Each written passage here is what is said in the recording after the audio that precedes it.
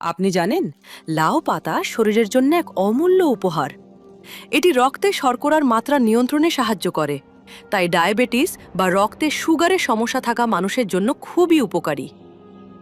লাউয়ের পাতা হজম শক্তি বাড়ায়, পেটের গ্যাস ও অম্লতা কমায় এবং খাবার দ্রুত হজম হতে সাহায্য করে।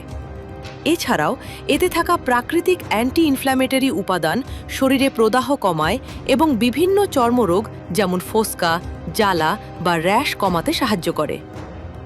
লাউ পাতায় প্রচুর ভিটামিন এবং খনিজ যেমন vitamin A, vitamin C, calcium ও আয়রন থাকে, যা শরীরকে শক্তিশালী ও রোগ প্রতিরোধ ক্ষমতা বাড়াতে সাহায্য করে।